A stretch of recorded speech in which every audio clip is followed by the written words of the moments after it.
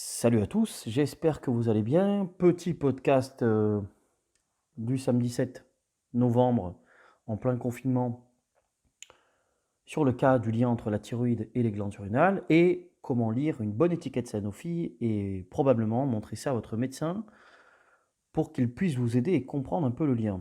Alors sachez que ce podcast, ce sont des conseils, non des avis médicaux, donc essayez de trouver des pistes d'évolution ou de perspective, notamment pour améliorer votre traitement thyroïdien, et vous allez comprendre pourquoi. Alors pour faire bref, et je vous expliquer le lien entre l'énergie et pourquoi votre traitement thyroïdien parfois ne marche pas, et que ça ne sert à rien de l'augmenter. Donc podcast à monter à votre médecin, très important. Donc la glande thyroïdienne, pour faire très simple, et pour ceux qui ne savent pas, c'est une glande endocrine qui est présente dans la région du cou. Elle produit des hormones euh, thyroïdiennes essentielles pour la survie de l'organisme. Sans glande thyroïdienne, la survie est, n'est que de 24 heures, mais aussi vous êtes une plante desséchée, d'accord. Nous avons, alors pour faire très simple, nous avons des hormones thyroïdiennes, notamment la T4 et la T3, qui sont produites par l'hormone, par la glande thyroïdienne, et votre médecin vous teste la TSH, la thyroid stimulating hormone, qui est une hormone de l'hypophyse et non de la glande thyroïdienne.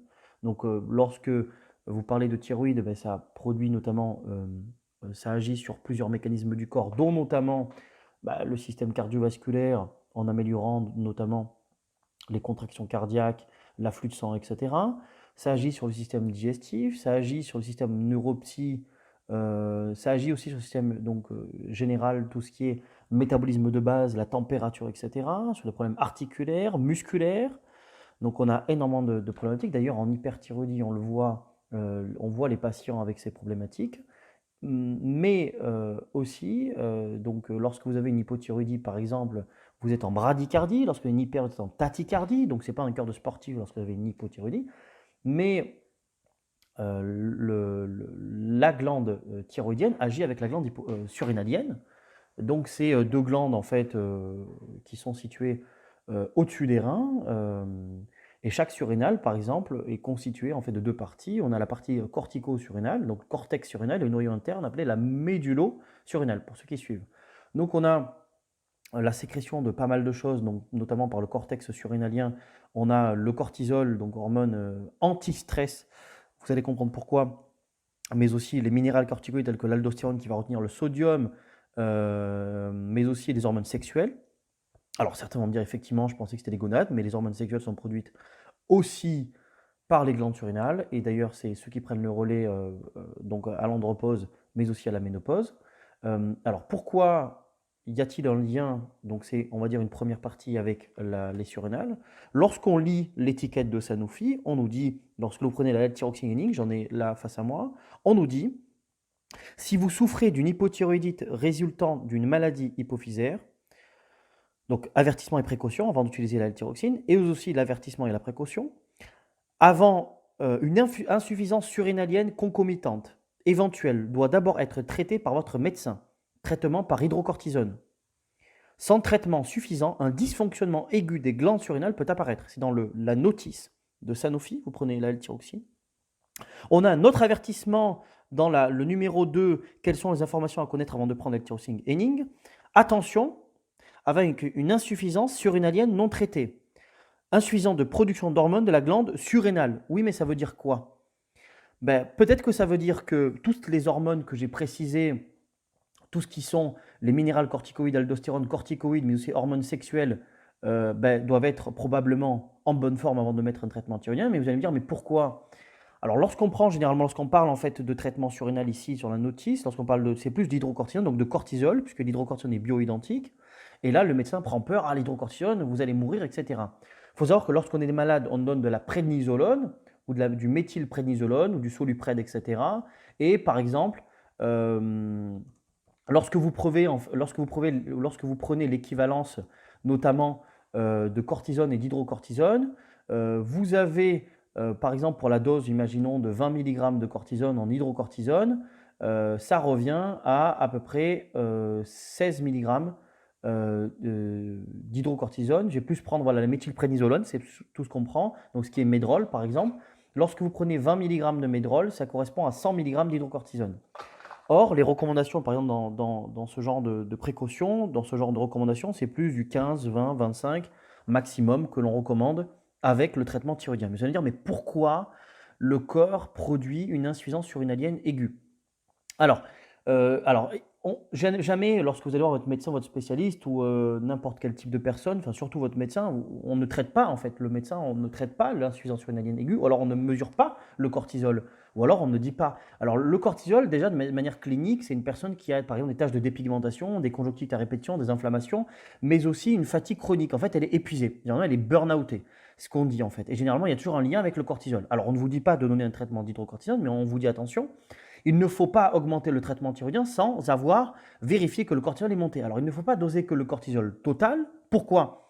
Parce que le cortisol total, c'est la fraction libre et liée. Mais il faut doser le cortisol libre urinaire, notamment, ou le cortisol avec la transcortine. Alors, en Belgique, on fait notamment le cortisol libre, mais le cortisol libre, c'est juste le calcul entre le cortisol total et la transcortine. On ne fait pas le calcul en France, je ne sais pas pourquoi. Donc, il faudrait que peut-être les labos le fassent. Mais le cortisol libre, notamment, c'est la fraction qui est disponible, et c'est une faible fraction, c'est ce qui représente à 1% du cortisol sécrété, notamment c'est c'est la forme active. Le reste, elle n'est pas du tout active. Et donc du coup, lorsque vous dosez votre cortisol total, vous n'avez très peu d'effet par rapport à ça, mais vous voyez aussi la personne qui est fatiguée, qui est cernée, qui est fatiguée, qui est épuisée. Alors là, vous dites qu'il y a peut-être un problème. Donc si la personne vous dit effectivement, je dois monter un traitement thyroïdien, je sens que mon traitement me fatigue encore plus dans les 2-3 heures où elle prend son traitement thyroïdien. Là, il faut faire gaffe au surrénal. Pourquoi ça? C'est un exemple concret et je vais arrêter par ça pour ce premier podcast et je redétaillerai le deuxième. Lorsque vous accélérez, donc la glande thyroïdienne elle accélère, point barre. Elle ne crée pas de l'énergie, juste elle accélère l'énergie du corps. Quelqu'un qui est hypothyroïdien est au ralenti. Il est somnambule, il n'est pas là, il est là, mais il n'est pas là. Il est dans un monde ailleurs. D'ailleurs, son sang est au ralenti, son cerveau réfléchit moins. Lorsqu'il mange, toute son énergie va dans la digestion et la froid aux extrémités. Il a notamment des mains froides, des pieds froids, du nez froid. Donc, juste avec le patient et les signes cliniques, tous les travaux de Otto Barnes, on arrive à vérifier le patient. Donc, c'est l'écoute du signe clinique. Et donc, de cette partie, ça accélère le fonctionnement du métabolisme, ce que dit le docteur Norbert Keland. Or, ce que veut faire le corps lorsque le corps en instinct de survie, entre parenthèses, flight or fight, et ce que veut faire l'hormone thyroïdienne sont diamétralement opposés. Ça, c'est le docteur Lam qui disait ça. Ça veut dire que l'hormone thyroïdienne accélère et le corps veut survivre, donc il se met en mode économie. Mais quelqu'un qui est en mode économie parce qu'il est fatigué, l'hormone thyroïdienne va empirer son cas. Et c'est là où ça devient problématique de mettre en place des hormones thyroïdiennes, même si pour une personne, elle a des faibles taux d'hormones thyroïdiennes, et non pas se fier à la TSH. La TSH est un indicateur incomplet en fait de la fonction thyroïdienne. Puisque c'est l'hypophyse, elle réagit par le stress. Notamment, on sait que pour les femmes enceintes, le taux de TSH diminue parce qu'on sait que les œstrogènes diminuent le taux de TSH. Parce que l'œstrogène augmente le blocage, en fait, réduit la conversion de la T4 en T3 libre. C'est logique, c'est comme ça. C'est-à-dire que les femmes sont plus hypothyroïdiennes que les hommes. Autre point et dernier point, lorsque vous accélérez une voiture, par exemple, vous avez un bon levier de vitesse. Il faut que vous passiez les vitesses. Si vous ne passiez pas ces vitesses, vous ne pouvez pas accélérer. Et c'est là où ça devient problématique. Le traitement thyroïdien seul, et là je le dis aussi pour le grand public, ne suffit pas à équilibrer une personne. Ne suffit pas. C'est très important ce que je vous dis. Pourquoi ça? Parce qu'effectivement, le traitement thyroïdien accélère. Mais bon, si vous ne pouvez pas passer les vitesses, qu'est-ce qui se passe? Vous roulez à 80. Vous dites, bon, moi je vais mettre 80 de T4, de T4, de l'évoture, de T4, de L-tyroxine, etc. Vous accélérez, ok. Mais votre levier de vitesse, vos glandes thyroïdiennes, vous dites, moi je suis épuisé, je ne peux pas le faire. Donc qu'est-ce qui se passe? Vous êtes en quatrième et vous rétrogradez en première. Du coup, qu'est-ce qui peut se passer? Votre moteur peut casser, vous pouvez faire un accident, etc., etc. C'est exactement ce qui se passe avec les personnes. Et c'est pour cette raison que même si on augmente le traitement thyroïdien, et même si la TSH varie de jour en jour, il y a des variations puisque ça défile. Et le premier cas que l'on peut expliquer aux médecins, c'est que parfois la TSH, elle varie de jour en jour sans comprendre ce qui se passe en fait. C'est parce qu'en fait, on a des variations des glandes surrénales. Et comme les glandes surrénales ne sont pas stabilisées, ça ne passe pas. Alors, on ne vous dit pas de mettre sous hydrocortisone le patient.